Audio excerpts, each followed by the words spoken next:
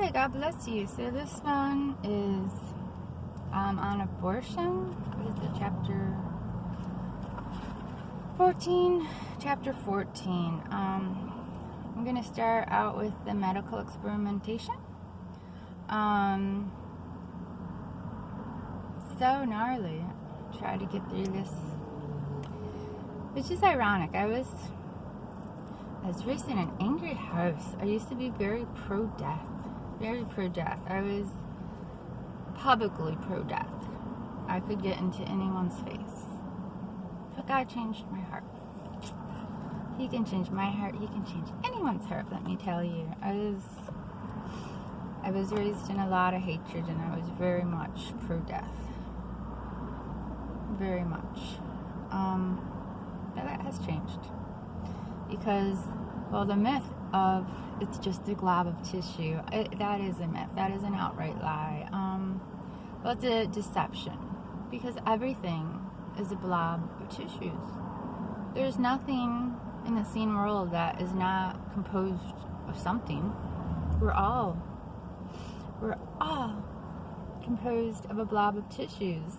The difference is when you're dealing with a human, it's not just a blob of tissues, but it has a soul and a spirit. By day 18, we have a heartbeat. What is it? By day 22, they can detect brain waves coming off the child. It's so much more than a blob. So much more than a, quote, product of conception. 2 minutes before birth, a preborn child is considered a product of conception devoid of the right of life by human courts. Mind you, these same American courts, when people leave wills to all their children and grandchildren, it has been deemed that a woman who is pregnant with a grandchild, even if she's within the first month of pregnancy, that blob of tissues is considered a full legal heir to that inheritance. What about medical experiments?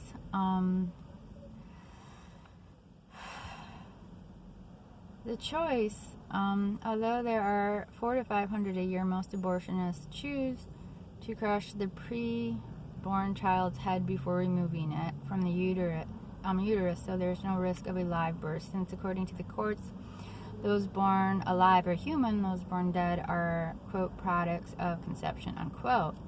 There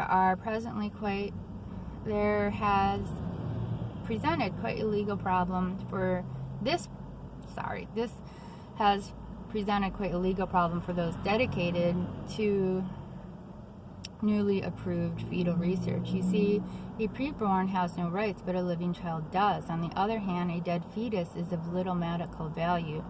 To resolve the dilemma, researchers employ a means of extraction the body part and brain matter from living babies who are not yet passed through the birth canal. The method is called dilation and extraction. The process of D and X begins with the dilation of the cervix. Then, using an ultrasound for guidance, forceps are used to grab the baby's feet and pull the unborn downward until only the head remains in the cervix. Only the head is in the mama. The researchers then cut open the back of the skull and the brain is sucked out. If the researcher needs other body parts, he removes them while the child is still partly in the vagina, where there's no rights.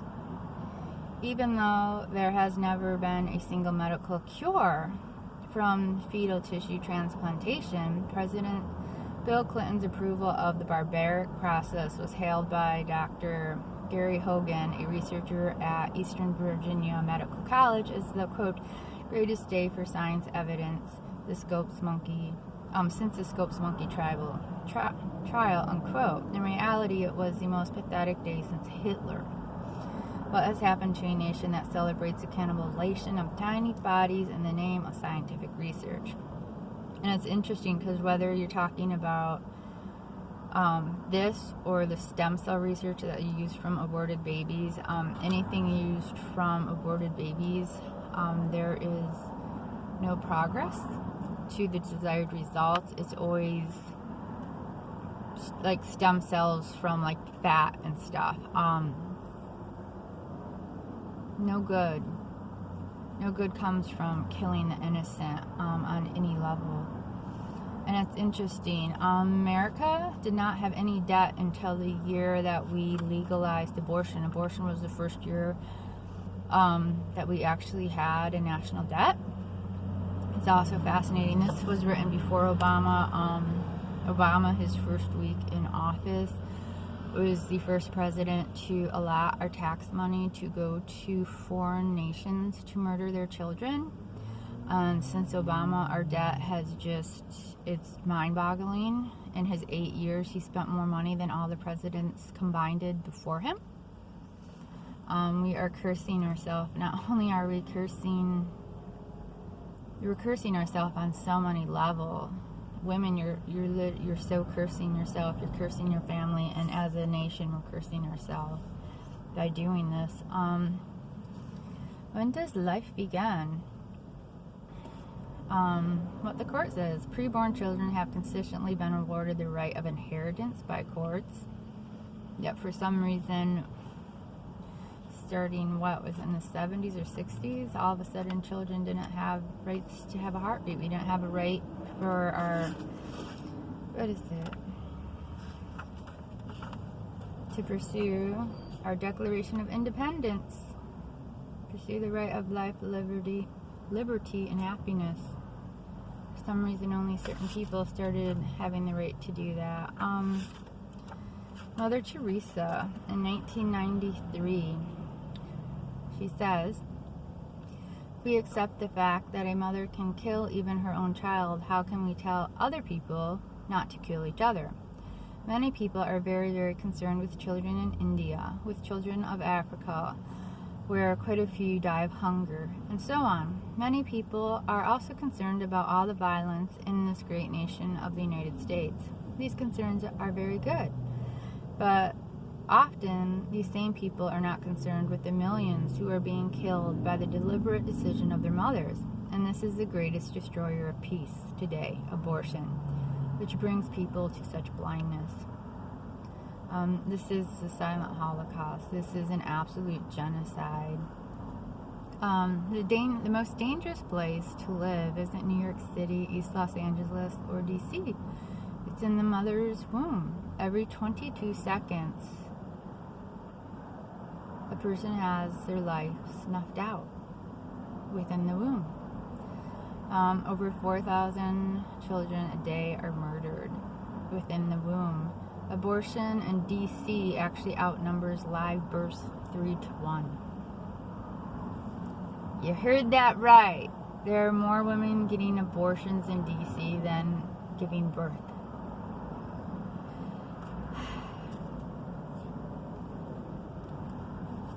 Lord have mercy. This is just so destructive on so many levels, and it really affects women. And this chapter gets into, it's all surgical abortion. It doesn't get into chemical abortion, aka the pill.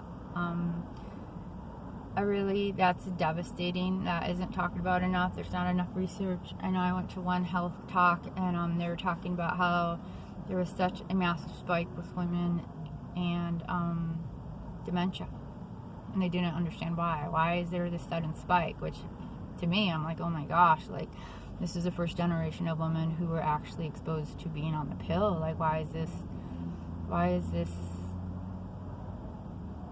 a stump? Like, this should be a no-brainer. There's not enough research on all this stuff.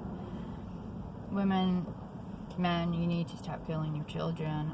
Men, take responsibility for your women, for your children, and women, take responsibility for your children.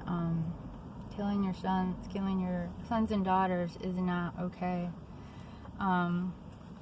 Accidental abortion. You're cursing yourself. You're just robbing this nation of peace and freedom, and you just see it in women. They're just so different, especially when you read of women of yesteryear, or if you're a bit older and you remember women who never were exposed to like the pill and abortion, if that was before their time. their nature was very different than the nature of women now. Women now are very, very harsh. There's a harshness to women that I can't say. Females are very different. Modern females are very different. And I think it lies squarely on the extreme, the fact that women have become murderers instead of moms. We are destroying our psyche, we're destroying our body, and we're destroying the fabric of society. If a man isn't willing to take care of you and your child, well, then he's not the one for you. And if a woman doesn't want to have your children, she's not the one for you. Accidental abortion. The life of a preborn was considered so precious in the Bible that God usually required I'm blanking.